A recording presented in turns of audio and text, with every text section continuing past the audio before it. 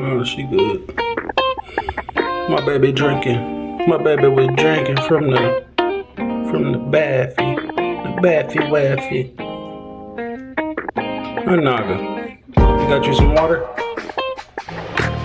Good day, Thunders and Thunderettes. Today's video is about Naga, my Hypo Zero.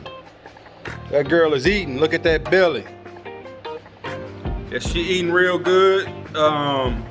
Even though most dragons need time to acclimate before they are taken out and handled and things like that, taken out and handled and things like that, she's still doing pretty good. So I want to show you guys, she's still sketchy, but you know, I can ride her around with me, and also she'll go to sleep with me before her bedtime, because I don't leave my dragon, I don't leave her outside in the garage, and I'll explain why. And this is something you can do to prevent what I'm about to tell you. I seen it on Facebook. Now let's get a good look at before I talk about her and her setup. Let's get a good look at E-Ray. He dug a hole today. He's been running around and getting some exercise in. Ate some greens, no bugs today for him. And E-Ray's looking good, big and mean. That's my boy, man. He's ready to breed. He's ready. Azula, she's been running around. She's been digging at that hole for the past couple of days. She had got about 6 inches deep down. And earlier today, she was over on at the bottom of the rock where all that stuff is in that pole. She was at the bottom of the rock getting some heat, and she started gaping, and so she came over here, I guess. So she's chilling out. That's Azula, my baby girl, my first baby girl, you know what I mean? And so her enclosure's looking good and wonderful.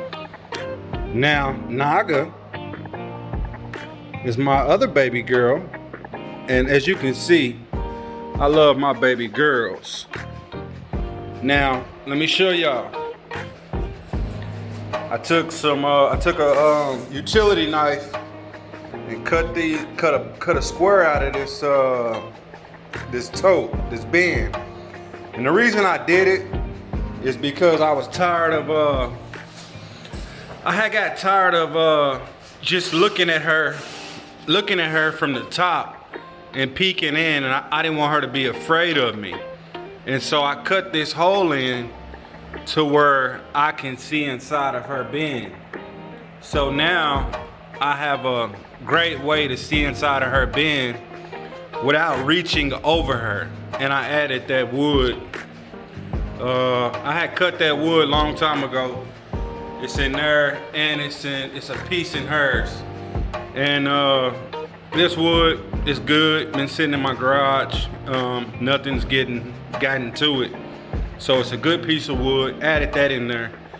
And so, like I say, man, I cut this because I got tired of peeking from the top. Like, how I don't like peeking from the top with baby bearded dragons, man, especially when they brand new.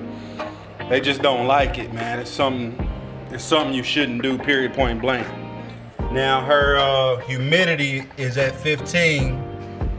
Ambient tip, kinda 86.7 somewhat.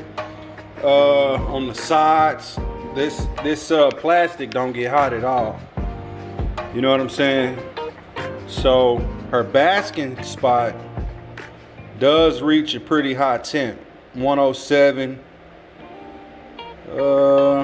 Let's see, 105, 104.5, 93, 105. It get 114, 115 down in there somewhere. 110. I just gotta find that spot. 112, 116. But yeah, down on this towel get pretty hot. So it's all kind of temps inside of this enclosure, so she can get to what she needs to when she needs to, and that's a good deal. I dumped in some crickets, and she went crazy on them, tore them up. Ate maybe she probably ate 20 today, maybe 30 yesterday, and she's doing great. So what I wanted to talk to you guys about was, I want to talk to you guys about leaving crickets inside of your bin. The thing about that is, if you want to leave crickets inside, like let's say Azula or even Naga, you dump crickets in there, like 60 of them or 40 of them, and they can't eat them all. You know what I mean? What you should do is, when you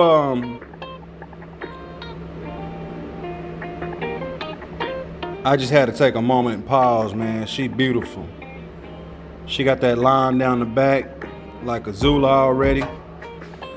But I had to take a pause. Anyway, when you dump the crickets inside of the inside of the enclosure or terrarium, what you do is, if you can't get all the crickets out, what you need to do is, you need to have a bin, something like this or bigger. This is a pretty decent sized one. Naga, she can't get out of that. So get you a bin or something like that, and then my lights go out at 7 p.m. So right before bedtime, I'll come get Naga around maybe 6:50 and put her to sleep, let her lay on me, bonding time. And this will add to your bonding time. So let her sleep, fall asleep on me, and then I'll put like a rag or something, one of those bandanas inside of that enclosure. I mean, inside of that tote, inside of the little tote shoebox thing. I'll put a bandana in it, and I'll lay her in it and let her go to sleep. See, she don't like me grabbing her still. But if you do it gently, very gentle, she will climb onto your hand. So you gotta learn how to work with your animal, man. That's all I can say. Learn how to work with your animal, man, and be very, very delicate with these animals when they babies. And as you can see, she's not breathing hard. I think she's good, man. I know what I'm doing, so that's what that is. Like, E-Ray, Kafir, Azula, they all been Gucci.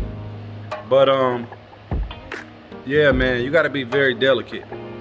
So if you don't want your bearded dragon eaten up or bit on by crickets, and you wanna leave them crickets in there, take your bearded dragon out at bedtime and get them into one of them little bins.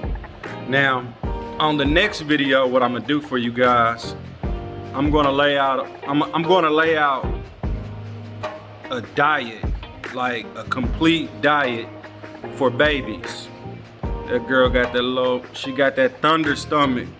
She got that thunder stomach, yeah. But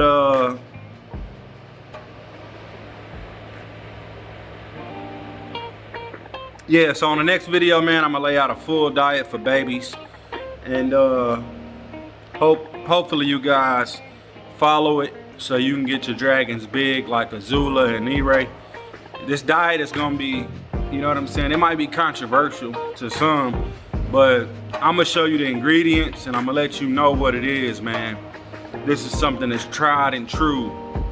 But other than that, man, I'm about to put her up and go inside and do some other things, man. And other than that, man, I'll get back with y'all.